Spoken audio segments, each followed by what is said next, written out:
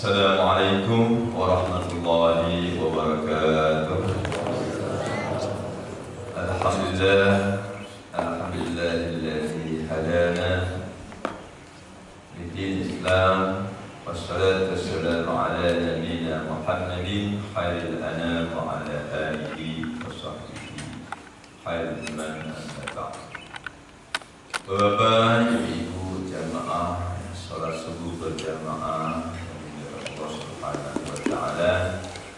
Pertama mari kita kedepankan rasa syukur kita kepada Allah yang dengan nikmatnya kita pada subuh kali ini masih bisa melaksanakan kewajiban kita, yaitu salat subuh berjamaah, dengan harapan apapun yang kita kerjakan, yang sedang kita kerjakan, yang akan kita laksanakan diterima oleh Allah Subhanahu wa taala. Amin ya rabbal alamin.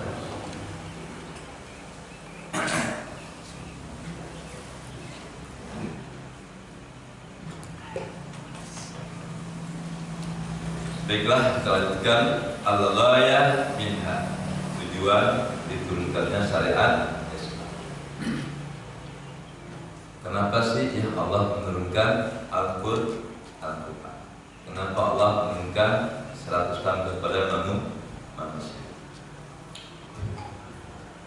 Karena dalam pemikiran terus sekalian, ini tak diantara kalangan Islam saja, itu Allah kalau sudah menciptakan manusia, ya sudah, nggak perlu diturunin syariat lain.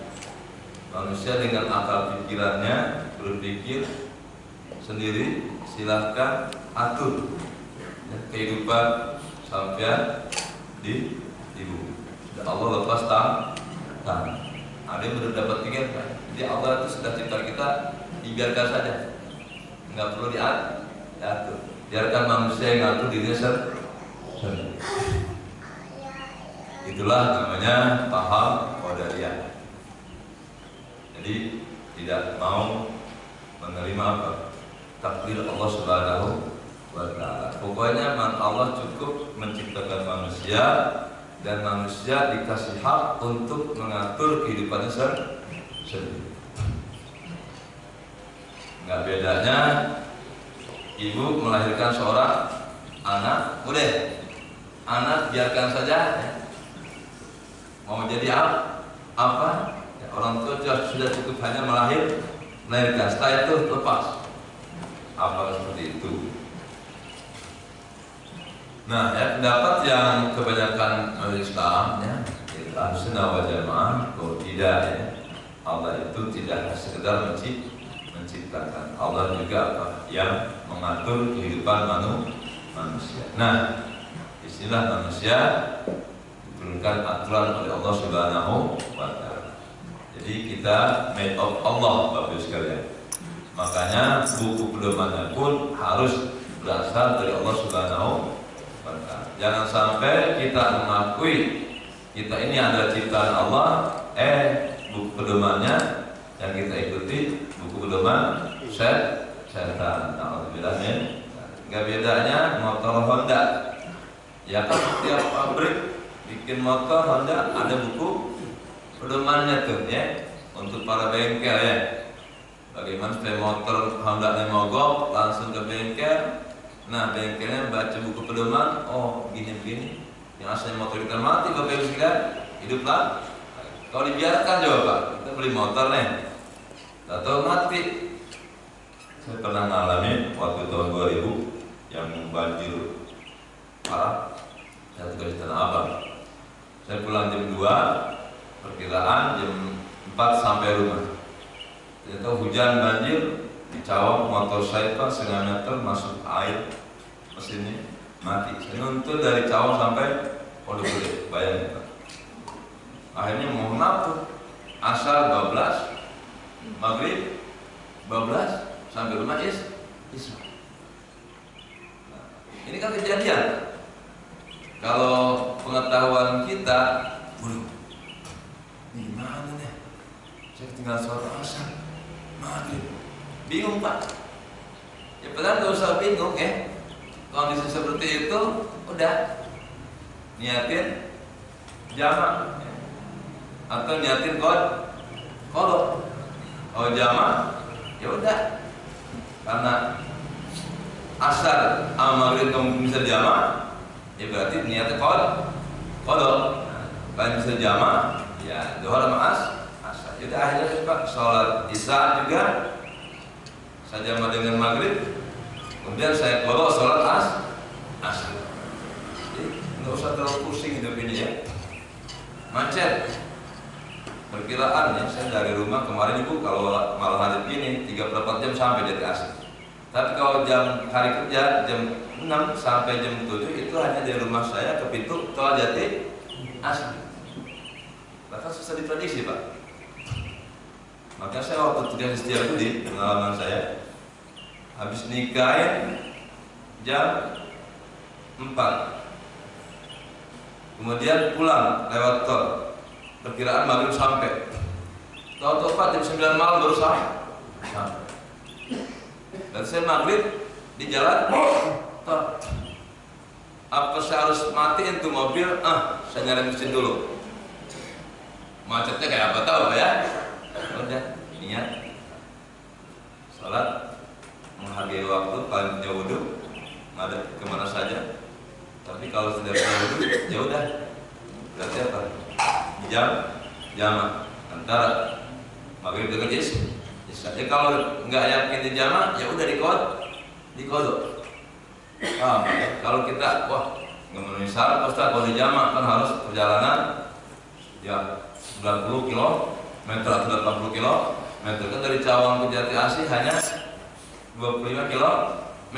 Nggak cukup. Baik sampean kalau dapat demikian, jangan usah di jamak. Kenyataannya kalian sudah tinggal sholat. Apakah ketika kita tinggal sholat berarti kita biarkan sholat kita tertinggal? Dan jangan dikodok. Jadi ada sholat 3 macam Pak.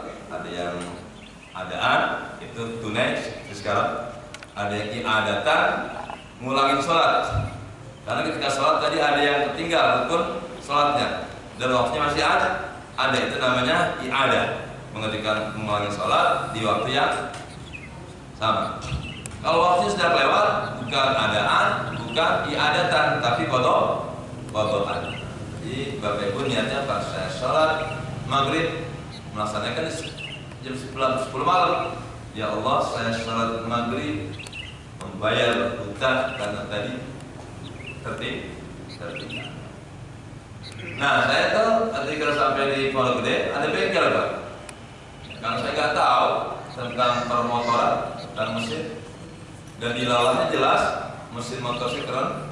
Udah ke bengkel langsung Pak, itu mesin dibongkar sama bengkel, ganti habis sekian juta. Sudah diganti, di starter, diselah kagak nyari juga. Pas jatuh bensinnya, ya Ustaz, ini kosong bensinnya. Benar. Harusnya apa? Jangan minta mesinnya dulu ya. Bensinnya lihat kosong apa kagak. Kebetulan apa mati itu. Speedometernya. Ya Allah, kenapa Mas? Ustaz saya nggak tahu. Saya pikir Ustaz motor terlalu aja. Diganti ini. Sudah kebodohan kita. Jadi orang bodoh itu Pak nyaris apa? Langsat itu di dunia. Bagaimana di akhirat. Baiklah, kita lihat sekarang apa sih tujuan Allah menurunkan Al-Quran atau menurunkan syariat Islam. Wal ghayah allati tarmi ilaiha risalat Islam, adapun tujuan Allah turunkan risalah Islam ke muka bumi ini, tazkiyatul anfus wa tathiruha, untuk membersihkan dan mensucikan diri manusia. Karena kalau tidak ada agama, manusia itu jiwanya akan kotor. Apalagi jiwa manusia itu cintanya dengan dunia. Itu hubbud dunia Pak. Dan dibarengi dengan hawa nafsu. Kemudian dibantu dengan rayuan setan. Ya udah jadi Pak. Kalau tidak ada agama nih, Bapak sekalian hidup manusia nyaris seperti binatang, bahkan lebih hina daripada binatang. Saya yakin. Ada aturan main aja yang Allah turunkan berupa Al-Quran dan risalah Islam. Lihat kondisi manusia sekarang. Pembunuhan di mana? Perampokan, pemerkosaan, peperangan. Kenapa itu terjadi? Kenapa terjadi pembunuhan? Kenapa terjadi perzinahan? Kenapa terjadi pencurian? Kenapa terjadi peperangan? Karena manusia mempunyai kepentingan. Itu Pak intinya. Si A punya kepentingan, si B punya kepentingan. Nah, ketika A memaksakan kehendaknya untuk mencapai kepentingannya, B pun kepentingan sama, maka terjadilah benturan. Kenapa malaikat gak pernah perang? Ya, malaikat di langit gak pernah berantem. Tidak punya kepentingan. Malaikat di langit itu semuanya apa? Zikir. Nah, kalau zikir itu kan gak bakal benturan. Semuanya malaikat tasbih. Kalau tasbih Pak, itu semuanya apa? Akur. Malaikat semuanya berselawat, akur. Kenapa manusia suka berantem? Ya karena benturan kepentingan. Karena manusia memperebutkan yang sedikit. Contoh ya, jabatan gubernur DKI banyak Bapak? Hanya satu. Yang kepengen banyak nggak? Nah, itu sebabnya terjadi semuanya pengen jadi gubernur. Coba kalau semuanya nggak pengen jadi gubernur, berantem nggak? Saya, Pak Helmi, nggak ada pikir jadi gubernur. Kita berantem nggak? Enggak. Nah, antara Habil dan Qabil, kenapa terjadi pembunuhan itu? Anak Nabi Adam merebut kepengen pasangan hidupnya lebih cantik. Si Habil pengen yang adanya lebih cantik, si Qabil sama. Sementara Nabi Adam aturannya apa? Harus disilang. Nggak boleh adanya langsung kawin dengan kakaknya, harus disilang. Wah nggak bisa, aku dapat penjelasan, kata si Qabil. Oh Pak, karena berebut kepentingan dibunuh adiknya. Jadi ya manusia ini ya kalau tanpa agama Pak, ya Allah, hancur ya. Bisa jadi apa? Ibu kawin sama anak kandung, atau bapak kawin sama anak kan? Ada Al-Quran aja, ada syariat Islam aja, udah ada Pak. Bapak kawin sama anak kandungnya. Ngalamin tahun 2010 di kawasan Senen. Ada bapak-bapak usia 50 tahun sama anaknya ya 13 tahun. Anaknya hamil 8 bulan Pak. Ini bapaknya datang ke saya, Assalamualaikum Ustaz. Ustaz tolong nikahin saya Ustaz. Kalau bisa sekarang juga. Loh, bilang apa Pak? Maaf Ustaz, ini ya tolongan. Tolong. Tapi mau nikahnya, anaknya nangis saja Pak. Akhirnya Pak, Bapak tolong ya doa dulu, anaknya biarkan sedih. Saya tanya, Neng, kenapa sih kalau Neng mau nikah sedih banget nangis? Ya Allah, apa terjadi Bu? Saya lagi, Pak, itu yang mau nikahin saya Pak, ayah kandung saya. Nah, alhamdulillah ya. Alasannya apa? Ingin tanggung jawab. Datang ke awal Pak, itu orang tuanya mau nikah sama anak kandung. Ya saya tolak, Bapak sini. Yang betul aja dalam hukum Islam nggak boleh ayah kandung nikah sama anak kandung. Jadi gimana Ustaz? Dia udah hamil, ya sudah biarkan lahir. Nggak ada pernikahan antara ayah dengan anak. Ya Allah Bu, gimana tuh Bu ya? Kalau terjadi pada keluarga kita begitu, naudzubillah min. Pak, ya Allah, anak hamil sama ayah kan? Oke, tolong dah hati-hati ya. Kalau anak sudah agak remaja, Bapak Ibu, kalau mandi itu lewat depan ayahnya sudah rapih Pak. Kadang-kadang pakai anduk doangan. ya, kelihatan pahanya, kelihatan dadanya di depan ayahnya. Ya, ibunya aktif di luar. Ya Allah, ya. Setan bisikin alhamdulillah min tadi. Jadi tujuan diturunkannya syariat Islam tazkiyatul anfus wa tathhiruha an tariqil ma'rifah billahi wa ibadati, mensucikan jiwa ya, agar manusia mampu ya, mengenal Allah Subhanahu wa taala dan mampu melaksanakan ibadah kepada Allah. Kalau tidak ada syariat Islam, Pak, kita nggak mungkin bisa sholat, Pak. Kalau nggak ada syariat Islam, kita nggak ada pernikahan, nggak ada haji, nggak ada silaturahim, nggak ada aturan main tuh orang tua anak harus taat sama orang tua, nggak ada aturan main tuh memakamkan, nggak ada aturan main, ya pasti nanti beda-beda.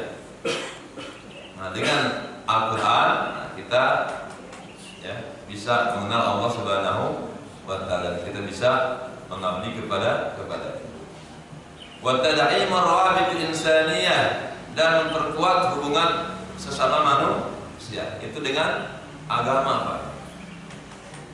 Kalau nggak ada agama, saudara-saudara, jangankan beda ayah beda ibu, satu ayah satu ibu saja itu bertikai kalau tidak ada agama. Karena itu tadi ya, masing-masing kita punya kepentingan. Kalau tidak diatur ya Pak, jangankan kehidupan manusia yang begitu rumit. Itu jalan di Jakarta, kalau nggak ada lampu merah Pak, dan nggak ada polisi, nah ini orang kita ini Pak lucu ya, lebih takut sama polisinya daripada lampu merah. Ada anak muda nabrak lampu merah, tentu ada polisi di bawah kolong tol. Saudara, ya, saya tilang ya kalau melanggar. Ya Pak, saya pikir nggak ada bapak. Ya. Jadi orang kita itu Pak nggak takut sama peraturannya, takut sama polisi. Kalau di luar negeri saya dengar ya, takut sama peraturannya, nggak ada polisi. Ya. Saya waktu dari Mekah ke Jeddah Pak, itu nggak ada polisi, begitu jauh sudah banyak ya.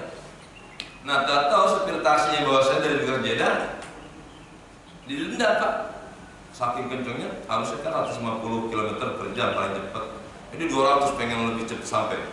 Langsung Pak foto. Langsung supirnya, hai, ada khasir, saya rugi nih. Oh iya kenapa? Tadi mobil ada kena foto, emang kenapa? Kencengan, udah salah ente. Dia minta bantuin Pak untuk bayar denda. Jadi di Mekah Jeddah itu Pak udah gak ada polisi, di foto, tahu mobilnya kena denda. Ya Allah, bis pun sama ya, gara-gara kemarin sejemaah haji dari Mekah, dari Madinah ke Mekah, kan ada banyak monyet ya yang mengalaminya. Antara Mekah Jeddah banyak monyet. Itu jemaah Pak kepengen lihat monyet, berhenti bis, ketangkep Pak semuanya. Ada Pak supirnya, anak khasirnya didenda 200 real. Ini jemaah patungan 200 real, kasih 200 real, baru senang banget. Jadi ternyata manusia ini apa? Emang perlu pengawasan. Dan dalam Islam pengawasan harusnya pengawasan malaikat ya. Kita ini Bu, pengawasannya waskat ya, pengawasan malaikat. Kalau pengawasan manusia Bu, susah ya. Polisi gampang ditipu, gampang dibohongin. Karena polisinya kadang-kadang suka tidur, dan di Indonesia banyak polisi tidur. Makanya zaman Gus Dur ada anekdot, Gus Dur lagi mau ke acara, kata adidanya, Gus, di sini banyak polisi tidur. Oh, padahal maksudnya Pak, itu ya, yang jalanan ada banyak. Oh, kenapa tidur? Mungkin kurang gajinya kali ya. Makanya zaman Gus Dur ditarik kan. Padahal banyak polisi tidur, bukan polisinya ya, jalanan yang sudah ada ya undang-undang. Wa iqamatu ala asas bil habbi wal rahmah wal ikhwan. Dan dengan syariat Islam Diharapkan manusia ada rasa cinta, kasih sayang, persaudaraan, wal musawah, persamaan, wal adl dan keadilan. Tanpa agama Pak, nggak mungkin kita dapat keadilan, nggak mungkin kita dapat persamaan hak. Dulu ya bangsa kita nih, ya, terutama di Jawa itu manusia dibagi kasta ya. Apa tuh kasta yang lupa saya? Kasta apa? Iya apa namanya? Brahma, terus Siwa. Sudah ada 3 ya. Rakyat jelata, kemudian bangsawan, kemudian menengah. Itu dulu nggak boleh tuh. Kalau kaum bangsawan nikah dengan rakyat jelata. Sekarang alhamdulillah. Yang penting sama-sama cinta. Anak presiden boleh nikah sama anak ya tukang gojek boleh. Anak menteri boleh nikah dengan tukang anak nasi uduk. Karena ada persamaan hak dalam Islam. Makanya kenapa Nabi Muhammad Bapak sekalian dakwahnya ditolak mentah-mentah oleh kafir Quraisy. Karena Nabi Muhammad datang membawa ajaran persamaan hak antara manusia. Ketika itu, wah, gak bisa bangsawan, hamba saya, sangat hina kalau bangsawan duduk dengan hamba saya. Nabi datang, gak boleh begitu, harus sama. Ya, manusia itu sama di hadapan Allah. Inna akramakum indallahi atqakum. Makanya rata-rata para nabi dan rasul itu dari zaman Nabi Ibrahim, Nabi Nuh terus sampai Nabi Muhammad, pengikutnya rata-rata rakyat bawah. Para wali di Jawa ketika itu. Itu yang pertama ikut siapa? Kaum Sudra. Kaum bangsawan, wah menolak. Bahaya kalau kita disamakan haknya dengan kaum Sudra. Makanya para nabi dan rasul rata-rata Pak dakwah ditolak oleh petinggi kerajaan, tinggi negara ketika itu. Kaum Raja Persia, Raja Romawi nolak Islam. Kenapa? Karena dalam kerajaan mereka ada beda yang jauh antara raja dengan rakyat. Nabi Muhammad datang saudara-saudara, para sahabat itu sholat bareng, makan bareng. Coba kalau di Indonesia kaum bangsawan, ini kaum rakyat jelata, boleh makan bareng? Bahkan sekarang pun sudah banyak ya Pak. Ada kalau hajatan ya, kalau undangan ada kelas VIP sama. Nah tolong deh Pak, jangan dibeda-bedakan tuh ya ketika pesta ya. Untuk masyarakat bawah itu ya lauknya ya cukup aja telur lidah 2 sama apa tuh sayur kol. Wah VIP sate, wah rendang, telur, bekak ayam, wah ada VIP. Itu media bunder ya. Tolong jangan dibedain ketika menjamu ya kita hajatan. Nah, kata Nabi sejelek-jeleknya makanan adalah makanan di pesta pernikahan. Ketika jamunya dibeda-bedakan. Untuk orang miskin ya lauknya sekedar. Wah untuk para pejabat, para petinggi negara, para orang kaya, wah VIP bos, udah pasamin aja. Sekali-kali lah orang miskin makannya enak. Nah jadi dalam Islam ada aspek persamaan hak, keadilan. Pokoknya kalau bukan dengan Al-Quran Pak, nggak bakal mungkin tercipta keadilan yang hakiki, nggak mungkin. Pasti bermain ya, bermain kasih manusia. Tapi kalau sudah Al-Quran yang menetapkan, pernah dulu Muhammad Al-Fatih, ya, Khalifah yang menaklukkan Konstantinopel Pak, dia pernah menghukum ajudannya potong tangan karena dikira wah ini ada korupsi. Nah tak tahu ya, banding ajudannya ini. Pas dibanding benar, ternyata raja ini apa? Salah sehingga sudah terlanjur dipotong tuh ajudannya. Maka hakim dengan Al-Quran, Tuan Raja telah salah dalam menghukum ajudannya. Maka sekarang demi keadilan, Tuan Raja harus dipotong tangannya. Raja dipotong. Itu hakim itu Pak, yang ngangkat hakim siapa? Raja. Tapi hasil sidangnya menyatakan Tuan Raja harus dipotong juga tangannya. Lainnya ajudannya sebenarnya apa? Ngadu hanya untuk minta keadilan, bukan untuk dipotong tangannya Raja. Tak mungkin. Saya pengen jangan, nggak usah dipotong tangan Raja, nggak usah. Karena hanya apa? Silahkan potong tangan saya, subhanallah.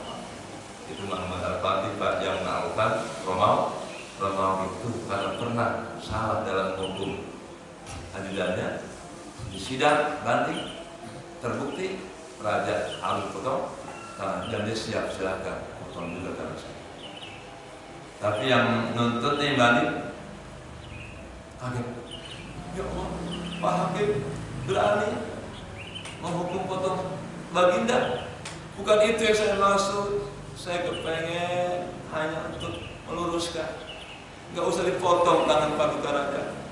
Hanya fakta Paduka. Baiklah, kalau yang bersangkutan sudah maafkan, diganti dengan ya berapa ente minta kan tangan itu sudah dipotong. Ya anggaplah 1 bulan 100 juta dibayar itu Pak oleh Muhammad Al-Fatih setiap bulannya 100 jutaan terus sampai meninggal. Siapa mereka? Ada nggak kira-kira Pak di sini begitu? Jauh. Itulah Islamnya, keadilannya ditegakkan. Kalau presiden salah harus potong tangan. Presiden berzina harus dirajam. Menteri berzina harus dirajam. Adil Pak hukum Islam. Kenapa rata-rata umat manusia menolak hukum Islam? Terutama tinggi negara. Aduh, kalau hukum Islam tegakkan, kan yang untung tangan gue, yang cepat pala gue deh. Hukum Islam itu sadis, tuh kan? Kayaknya Pak sampai hari kiamat kayaknya hukum Islam hanya beberapa negara saja yang dapat melaksanakan dengan benar-benar dasar negaranya ada apa Islam. Kalau Indonesia ya dengan alasan banyak suku agama nggak mungkin bisa diterapkan hukum Islam. Ya, tapi kita harus punya cita-cita Pak ya Allah. Semoga kalau kami belum bisa melaksanakan hukum-hukum ya Allah, mudah-mudahan anak-anak kami ya Allah, mudah-mudahan cucu-cucu kami ya Allah. Di Indonesia bisa aja kalau DPR-nya sepakat Muslim semua ketuk palu ya masukkan hukum-hukum Islam. Sekarang itu sudah banyak Pak ya hukum-hukum Islam masuk ke undang-undang kerajaan kita, termasuk wakaf, udah masuk haji, masuk kemudian zakat, masuk. Yang belum masuk itu aja hukum qisas sama hukum raja. Kenapa? Nyawa taruhan itu coba ya. Oh yang lain itu masuk, wakaf udah, zakat udah, haji udah, bank-bank pun syariah udah. Enggak ke depan hukum qisas sama hukum raja. Kalau hukum qisas raja masuk ke undang Indonesia, wah rapih deh Pak ya, nggak ada perzinahan lagi. Kenapa di Indonesia perzinahan merajalela? Ya nggak ada hukumannya. Coba dah yang berzina dirajam Pak, boom, sepi ke hotel. Karena perzinahan hukumnya nggak ada di Indonesia. Bahkan polisi pun kalau kantor saya ada perzinahan nih Pak, anak muda kemudian berzina nggak ditangkap polisi. Tapi kalau istri orang direbut ada hukumannya ya. Padahal sama-sama berzina. Tapi kalau suka sama suka ya, janda duda nih masuk ke hotel dia berzina belum nikah, ada hukum nggak di kita? Nggak ada. Tapi kalau bini orang diajak ke hotel, suaminya nuntut baru ada hukum. Padahal kan harusnya perzinahan tetap perzinahan, mau itu istri orang ataupun yang sudah tidak punya suami tetap Anda berzina. Kalau sudah pernah menikah dirajam hidup. Kalau antara anak muda yang belum pernah menikah dicambuk 100 kali itu harusnya tuh ya warga yang berzina nih itu sebelum di KUA dicambuk dulu 100 lalu disaksikan oleh masyarakat umum. Inilah yang berzina tadi malam. Wow, biar kapok pak, biar warga melihat. Serem, nggak mau berzina tuh gitu. Sekarang kalau nggak ada hukuman zina, udah perzinahan di mana? Di mana-mana. Wabitalik yas'al insan di dunia akhirat. Dengan hukum Islam inilah manusia akan hidup bahagia di dunia dan di akhirat. Yang punya harta dilindungi hartanya ya. Si pencuri dihukum sehingga tidak bisa mengganggu orang kaya. Orang kaya mengeluarkan zakat, infak dan sedekahnya. Sehingga tidak ada terlintas dalam si miskin untuk mencuri harta orang kaya. Itu fasilitas. Allah tuh menurunkan aturan tuh tujuannya untuk kebahagiaan hidup manusia, tapi kadang-kadang manusianya agak mau diatur oleh Allah Subhanahu wa Ta'ala. Allah Subhanahu wa Ta'ala huwallazi ba'atsa fil ummiyina rasulan minhum. Dialah Allah yang mengutus ya seorang rasul pada mereka. Yatlu alaihim ayatihi untuk membacakan ayat-ayat Allah wa yuzakkihim dan mensucikan diri mereka. Wa yu'allimul kitab wal hikmah dan untuk mengajarkan Al-Qur'an dan hadis kepada mereka. Wa in kana min qablu la fi dhalalin. Padahal sebelum turun Al-Qur'an manusia dalam kesesatan yang nyata. Sebelum turun Al-Qur'an Pak ya di daerah Arabia sana coba ya ada keyakinan ya. Itu kalau lahir anak perempuan dia malu, jadi beban. Akhirnya apa? Lahir, langsung anak itu dibawa ke padang pasir, digali, ya kuburannya, langsung anak wanita itu dipendam hidup. Malu, gue punya anak perempuan, tuh, Pak. Coba pemikiran manusia ketika itu apa? Malu punya anak perempuan, sehingga lahir, kubur. Bahkan Umar bin Khattab pernah kejadian kadang-kadang senyum, kadang-kadang nangis. Ditanya oleh sahabat, kenapa Amir Mu'minin kadang-kadang kau tersenyum, kadang-kadang kau sedih nangis? Aku sedih ketika aku ingat memendam anak perempuanku. Sebelum Islam tuh Umar bin Khattab pernah memendam anak perempuan. Yang saya ketawa kenapa? Saya aneh dulu bawa patung kecil, saya kelilingi di Ka'bah menghadap patung besar. Patung itu aku berdiri roti di tengah-tengah peribadatanku, aku lapar, aku makan patung kecil itu. Itu yang bikin aku ketawa. Tuhanku aku makan. Itu kejadian seperti itu Pak. Jadi manusia ini Pak nggak bisa dengan akal pikirannya ya mencapai kebenaran. Nah, akal harus dipandu lewat wahyu. Kalau mohon maaf ya, Irian Jaya dulu Pak namanya Irian Jaya. Pas Gus Dur jadi presiden, kan Gus Dur mengerti agama ya, ngerti bahasa Arab, sama Mesir, Irak ya kan. Nah diganti dengan apa? Papua. Kenapa Irian Jaya diganti? Irian artinya apa? Lanjar, Urian, Jaya, hebat. Berarti lanjut, makanya orang Gus Dur dengan Irian Jaya dia ganti jadi Papua tuh. Coba pemikiran ketika itu ya, manusia tidak berpakaian diterima oleh masyarakat sekitar. Nah, itu karena tanpa bimbingan wahyu. Nah, menurut Al-Quran wanita harus tutup aurat, laki pun harus tutup aurat. Aurat perempuan itu dari ujung rambut sampai ujung kuku, kecuali muka dan telapak tangan. Itu ajaran Islam. Kalau laki-laki auratnya dari pusar sampai lutut.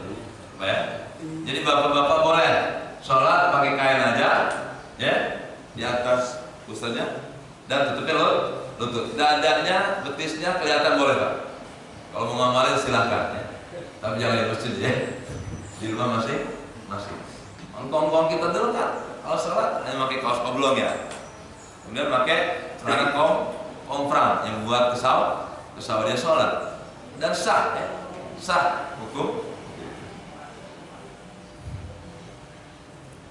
Jadi wa ma arsalnaka illa rahmatan lil alamin. Tidaklah aku utus engkau Muhammad kecuali menjadi rahmat bagi semesta alam. Jadi Nabi kita Muhammad ini Pak, dengan Al-Qur'annya, dengan syariat Islamnya untuk kesenangan alam semesta, bukan hanya kebahagiaan orang Islam. Orang non-Islam pun dengan diutusnya Nabi Muhammad itu ikut bahagia. Kenapa? Karena hak-haknya tetap dilindungi oleh Nabi kita Muhammad sallallahu alaihi wasallam. Kenapa orang-orang non-Islam ketakutan duluan? Sebenarnya ketika Nabi diutus ke Mekah, itu bukannya takut dengan ajaran agamanya Bapak Ibu. Abu Jahal itu kenapa marah betul dengan Nabi Muhammad? Bukannya nggak tahu Muhammad itu orang jujur, bukan. Dan musuh-musuh Islam sudah tahu kok, Nabi Muhammad itu Pak nggak pernah bohong dan diakui oleh musuh-musuhnya. Kalau kita kan Pak hanya diakui sama teman-teman kita, sama musuh-musuh kita, apaan tuh sudah amat gitu kan? Apaan tuh PHB? Kata musuh. Tapi kalau Nabi Muhammad, Abu Jahal aja Pak muji Nabi itu al-amin, nggak pernah bohong. Tapi kenapa ajarannya ditolak oleh Abu Jahal? Karena kalau aku ikuti ajaran Nabi Muhammad, ponakan gue sendiri, waduh kekuasaan gue bisa hilang tuh Pak ya. Jadi para raja dulu, para petinggi negara dulu, termasuk Fir'aun, kenapa Fir'aun gak mau ikut Nabi Musa? Padahal Nabi Musa dakwahnya dengan lemah lembut, agak kasar. Kenapa Fir'aun mau bunuh Nabi Musa? Karena takut kehilangan kerajaan. Jadi manusia kenapa Pak pengen berkuasa? Karena kan pada kekuasaan di situ ada uang. Dengan uang bisa berbuat apa saja. Kalau kerajaan tumbang, aku nggak dapat uang. Aku nggak bisa berbuat apa-apa lagi kalau tidak dapat uang. Nah, itulah kenapa orang rata-rata berebut kekuasaan. Ada yang menghalang-halangi kekuasaannya, bunuh, tangkap. Itulah tipe-tipe raja dolim yang diceritakan dalam Al-Quran. Jadi manusia ini yang menolak hukum-hukum Islam adalah manusia-manusia yang mengikuti keinginan rakus hawa nafsunya. Dan terkadang walaupun sudah jadi orang Islam, kalau sudah berhubungan dengan kekuasaan, saudara-saudara itu rata-rata berbuat kezaliman. Dulu ada namanya Pak Gubernur di Irak namanya Al-Hajjaj. Al-Hajjaj itu Muslim, tapi ganas banget Pak. Setiap yang tidak sesuai dengan keinginannya ditangkap, dibunuh itu oleh Al-Hajjaj. Itu Islam. Jadi kalau ada babnya kekuasaan Pak, ya, jangankan non Islam, sama-sama orang Islam aja, ya seperti itu. Karena apa? Perebutan hawa nafsu. Dengan jadi raja, dia banyak uang. Dengan uang dia bisa beli apa aja. Wanita yang manapun, ya, dibeli. Akhirnya umat Islam ketika itu khalifah-khalifahnya terus sudah terlanjur memuaskan hawa nafsunya, dunianya, akhirnya diserang oleh kaum Tatar barbar. Disitulah umat Islam runtuh sampai sekarang susah banget main. Demikianlah ya tentang fikih sunnah. Kemudian sini akan saya sampaikan tentang asbab ikhtilaf fuqaha. Kenapa sih Bapak sekalian terjadi perbedaan pendapat antara ulama Islam? Satu ya, ikhtilaf ma'ana al-arabiyyah, karena perbedaan lafaz-lafaz dalam bahasa Arab. Contoh ya, ketika masalah haid, yas'alunaka 'anil mahid, para sahabat bertanya tentang haid. Katakan itu kenyang.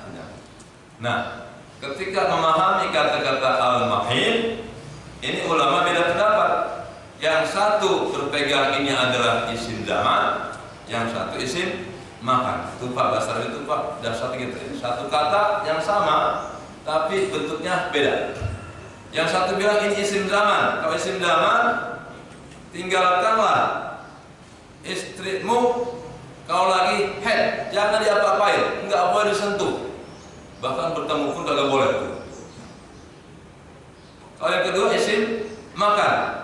Ketika istri kamu haid, yang lainnya boleh disentuh, asalkan jangan tempat headnya, lupa ya. Kira-kira bapak mau yang mana? Mau waktu head atau tempat head? Kalau waktu head, risikonya istri kita head jangan dicium, jangan dideketin. Kalau bisa tidur pun bila lama, kalau isim zaman. Tapi kalau isim makan, jauhi istri yang lagi head, tempat headnya ada. Berarti sekitar itu. Yang lainnya boleh cium pipinya, boleh cium lehernya, boleh, yang penting tempat headnya. Jangan digomel, jangan diutak-atik. Itulah terjadi perbedaan pendapat. Nah sekarang mau ngambil yang mana? Ya silakan kita. Kalau kita ikut imam yang meyakini itu isim zaman, ya kita harus konsekuen. Jangan sentuh istri kalau lagi head. Karena kalau kamu sentuh pipinya, kamu terangsang, bisa-bisa jadi nanti hubungan suatu Pak. Kenapa yang satu lebih hati-hati? Udah deh, kalau lagi head jangan deketin bini. Kalau untuk ente, anak khawatir deket-deketan kebablas berdosa. Nah, tapi untuk orang yang memang mampu melawan nafsunya, oh boleh sih kalau lagi head dicium, dipeluk, tapi yang itu jangan ya. Dan masalah salat tahajud, kalau untuk Sayyidina Umar, Nabi berpesan, wahai Umar, tolong salat tahajud kamu itu habis salat Isya, kemudian salat ba'da Isya, langsung tahajud, langsung witir, langsung. Itu Sayyidina Ali, wahai Ali, kamu nanti jam 3 bangun ya, salat tahajud terus witir. Kenapa seperti itu? Karena Nabi tahu kondisi Umar dan Sayyidina Ali. Kalau Sayyidina Umar, kalau sudah tidur habis Isya Pak, 12 subuh baru bangun. Kalau Sayyidina Ali sudah kelihatan Nabi, walaupun dia tidur habis Isya, dia jam 1 segala bangun. Makanya ketika sholat tahajud ada dua pendapat ya. Yang satu boleh habis sholat Isya, yang satu nanti tidur dulu baru bangun. Nah kita milih yang mana? Ya, saya kadang-kadang melakukan dua-duanya Pak. Kalau saya pulang acara ceramah nih jam 11 baru pulang. Kayaknya nih menurut saya, ya Allah nih kalau habis tahajud tidur dulu 12, bisa jam 5 baru bangun. Dan itu pernah terjadi, bener. Saya tidur dulu, kagak bangun tahajud.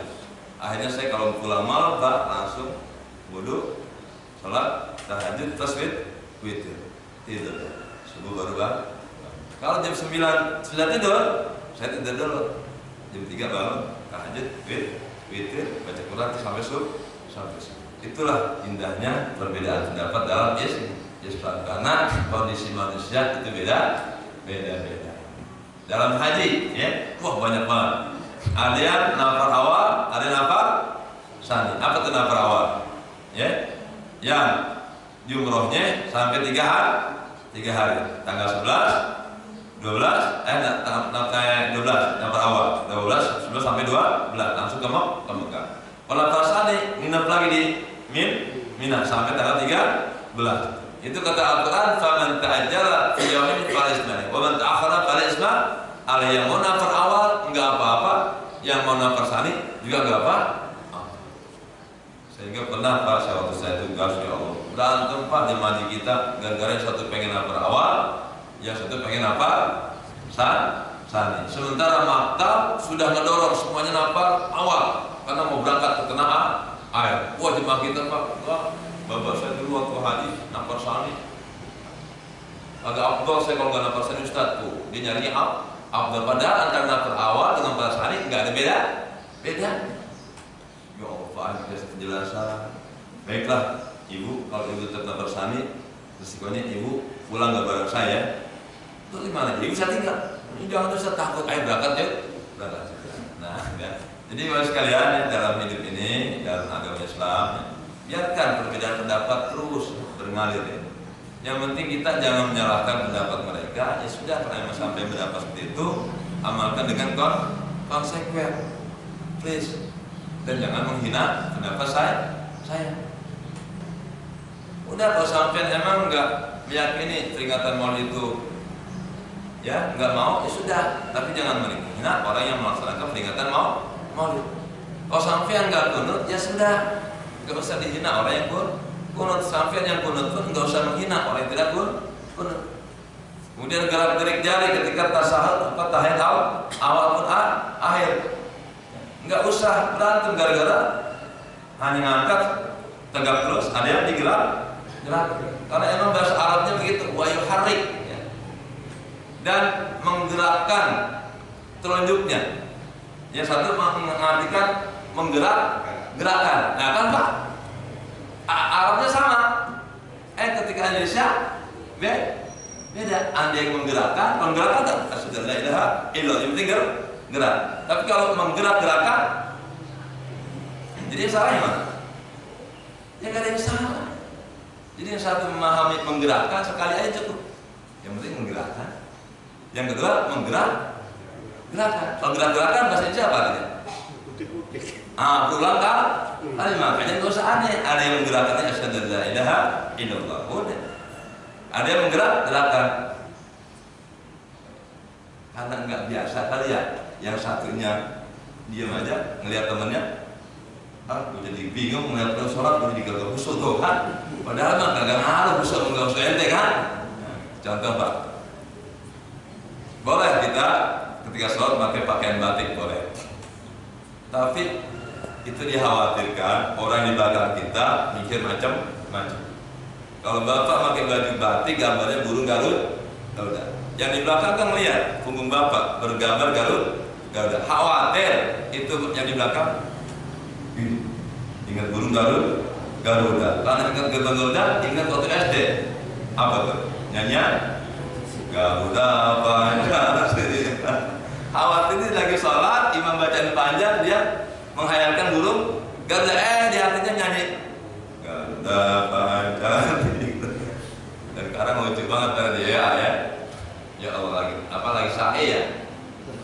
Ada ramai ya Pak, Pancasila, ya nggak usah lah, itu kan tiga orang. Ya Allah. Jadi Pak, kalau kita tahu ilmunya, silahkan beda pendapat di antara kita. Dan dalam Islam nggak pernah dulu antara Hamka dengan Abdul Syafi'i. Hamka kan Pak Muhammadiyah, beliau enggak kunut. Abdul Syafi'i NU kunut. Ketika Hamka ya jadi makmumnya Abdul Syafi'i, Abdul Syafi'inya kalau kunut, kalau selesai konten nggak kunut, konten biasa anda ngehargain tentu gitu kan. Pas Hamka sholat jadi imam, kunut Hamkanya, padahal Hamka nggak pakai kunut. Lah konten kunut kan biasanya nggak kunut, anda ngehargain tentu. Tapi saling menghargai. Cakep nggak tuh Pak? Ya Allah, itulah Islam. Islam itu arti damai. Muslim orang yang berusaha menjaga kedamaian antara kita. Berapa Pak? Cukup? Ya. Demikian yang mudah-mudahan bermanfaat. Assalamualaikum warahmatullahi wabarakatuh. Demikian tadi bersikap subuh kajian kita. Mungkin ada waktu beberapa menit untuk tanya jawab. Mungkin tanya jawab baik dari pelajaran atau tanya yang lain. Karena Ustaz kita ini pakar dalam bidang pernikahan. Pernah kepala gawa dan sekarang kepala gawa di Ticik. Mungkin ada yang perlu ditanyakan, silakan. Silakan saya. Sebelah kiri ada satu.